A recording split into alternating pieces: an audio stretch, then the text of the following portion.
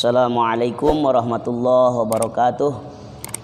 Alhamdulillah wassalatu wassalamu ala Rasulillah wa ala alihi wa sahbihi wa mawalah, amma ba'du. Para mahasiswa dan para pemirsa yang dimuliakan Allah Subhanahu wa taala.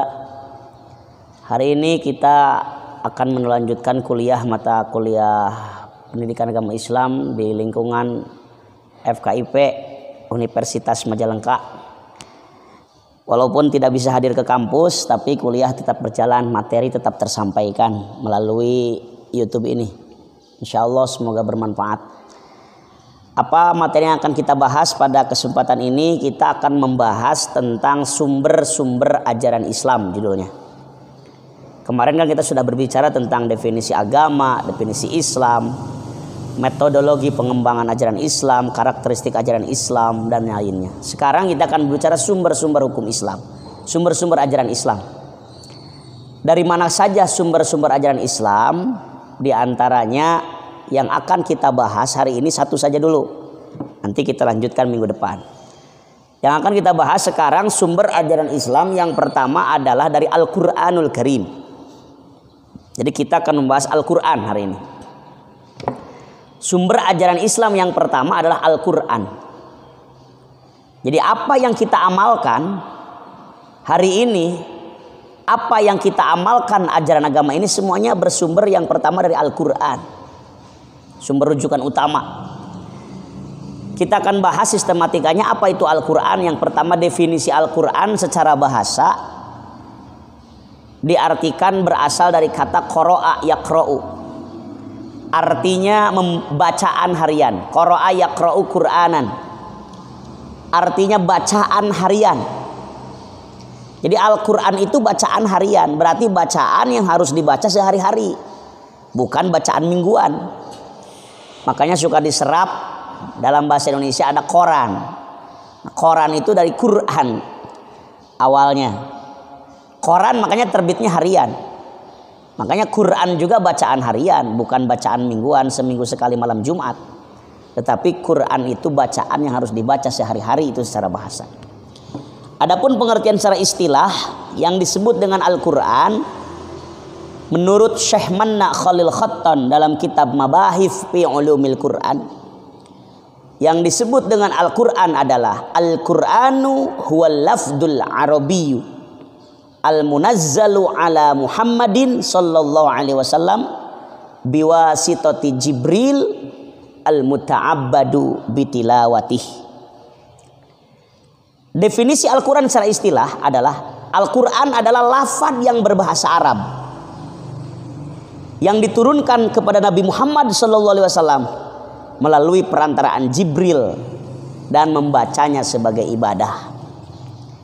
Kita akan bahas satu persatu kalimat-kalimat di definisi istilah ini. Jadi menurut istilah Al-Quran itu yang pertama lafdul arabiyyu, lafad yang berbahasa Arab.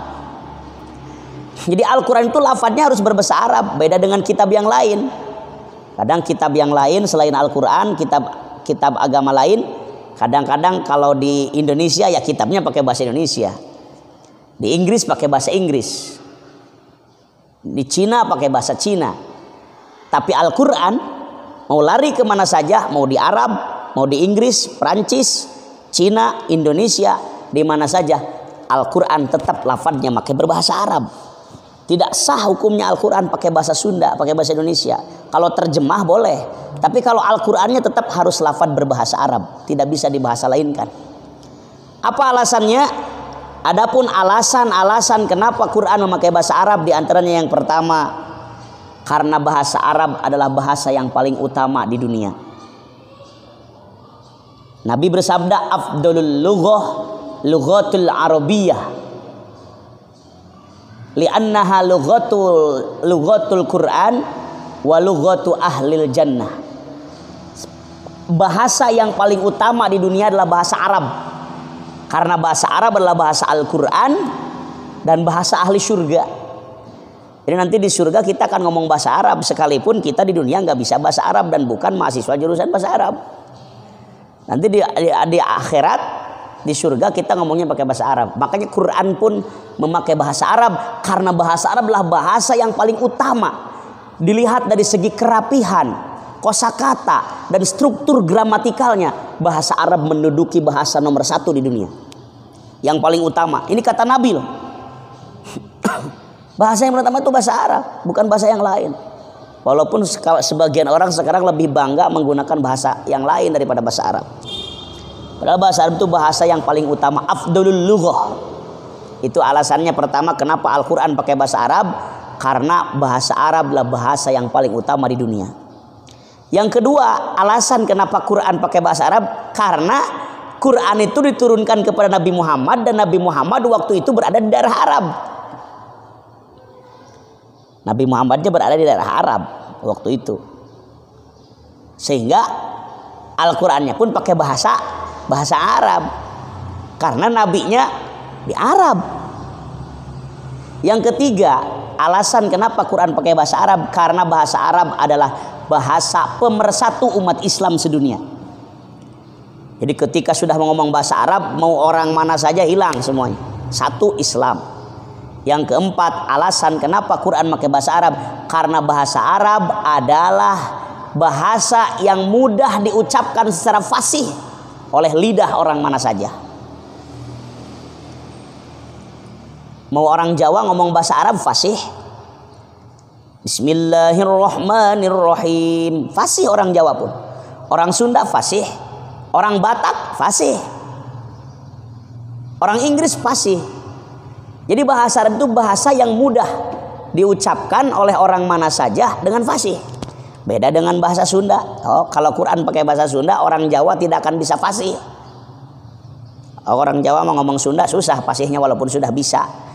Bahasa Sunda tetap aja lidah Jawanya keluar. Itu ayat awewe menigelis. Menigelis. Gak bisa nyebut gelis. Gelis. Gelis tidak bisa, tapi gelis orang Jawa. Lidah Jawa sulit untuk fasih berbahasa Sunda walaupun sudah bisa bahasa Sunda. Tapi kalau ngomong bahasa Arab, mau orang mana saja bisa fasih mengucapkannya. Makanya Al-Quran pakai bahasa Arab supaya bisa dibaca secara fasih oleh lidah orang mana saja. Itulah alasan kenapa Al-Quran memakai bahasa Arab. Baik, itu definisi Al-Quran. Kemudian Al-Quran itu tadi dikatakan membacanya sebagai ibadah. Jadi Al-Quran beda dengan koran. Al-Quran beda dengan komik. Quran walaupun tidak faham maknanya, tetap dibacanya sebagai ibadah. Kalau komik enggak. Nah, selanjutnya pembahasan yang kedua dari Al-Quran ini adalah bagaimana proses turunnya Al-Quran. Proses turunnya Al-Quran menurut dalam kitab Mabahis fi Ulumil Quran, proses turunnya Al-Quran itu terbagi 2 tahap. Tahapan yang pertama, Al-Quran diturunkan sekaligus 30 juz. Dari mana? Dari Lauh Mahfuz ke Baitul Izzah. Lauh Mahfuz itu, jadi pertama kali Al-Quran diturunkan dari Lauh Mahfuz ke Baitul Izzah pada malam Lailatul Qadar. Sebagaimana firman Allah dalam Al-Quran surah Al-Qadar, Inna anzalnahu fi lailatul qadr. Sesungguhnya aku telah menurunkan Al-Quran pada malam Lailatul Qadar. Dari Lauh Mahfuz ke Baitul Izzah. Apa itu Lauh Mahfuz? Lauh Mahfuz itu papan tulis milik Allah sebagai tempat menuliskan segala macam ketentuan Allah termasuk Al-Quran sebelum diturunkan. Lauh Mahfuz, saudara-saudara, perlu diketahui dalam kitab Qatrul Ghais dijelaskan bahwa Lauh Mahfuz itu lebarnya antara langit dan bumi, panjangnya antara masyrik sampai maghrib, antara timur sampai ke barat. Panjangnya, lebarnya antara langit sampai ke bumi. Berarti kelilingnya luas. Lauh Mahfuz, papan tulis Allah itu adalah seluas dunia, seluas langit dan bumi. Masya Allah, tempat menuliskan segala macam ketentuan-ketentuan Allah terhadap makhluknya. Kalau Baitul Izzah apa? Baitul Izzah itu sebuah tempat penyimpanan Al-Quran saat transit sebelum ke dunia. Di mana adanya Baitul Izzah? Di langit keempat, sama dunia, langit dunia. Jadi di langit keempat itu banyak ruangan. Ada Baitul Izzah. tempat menyimpan Al-Quran sebelum sampai ke dunia. Ada Baitul Ma'mur. Baitul Ma'mur itu meeting room, ruang meeting, ruang rapatnya para malaikat, berada di atas Ka'bah, tepat di langit keempat. Nah, Al-Quran sebelum sampai ke dunia Allah turunkan dulu sekaligus dari Lauh Mahfud ke Baitul Izzah.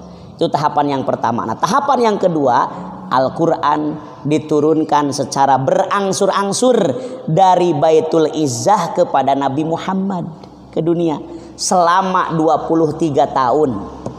Sesuai dengan masa dakwah, proses dakwah Kanjeng Nabi Muhammad sallallahu alaihi wasallam diangkat dari oleh Allah sebagai Rasul, masa dakwahnya adalah 23 tahun. Proses turunnya Al-Quran yang kedua berangsur-angsur sesuai dengan masa dakwahnya Nabi Muhammad. Jadi ketika ada ayat orang yang lagi mabuk, turunlah ayat Quran tentang larangan mabuk. Ada orang yang lagi ada orang berzina, turunlah ayat tentang larangan berzina. Itulah selama berangsur-angsur selama 23 tahun dan dimulai ayat yang pertama diturunkanlah surah Al-Alaq ayat 1 sampai 5. Itu pada malam 17 Ramadan yang disebut Nuzulul Quran.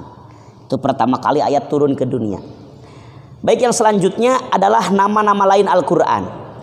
Ternyata Al-Quran ini memiliki banyak nama landihan. Kayak manusia banyak nama landihannya. Al-Quran pun memiliki banyak nama landihan. Di antaranya Al-Quran ini ada nama landihan yang pertama Al-Furqan, artinya pembeda. Karena Quran inilah untuk membedakan antara yang hak dengan yang batil. Yang kedua, ada nama lain Al-Quran itu adalah Al-Bayan, artinya penjelasan. Yang ketiga, nama lain Al-Quran adalah Asy-Syifa, artinya obat. Kenapa dikatakan Asy-Syifa? Karena Al-Quran ini bisa menjadi obat. Obat apa? Obat untuk penyakit zahir dan batin. Kalau kita lagi sakit, hati kita sakit, maka silahkan membacalah Al-Quran, yakin terhibur. Yang keempat, nama lain dari Al-Quran adalah Al-Huda, artinya petunjuk. Karena barang siapa yang mengamalkan Al-Quran tidak akan tersesat hidupnya, akan selamat.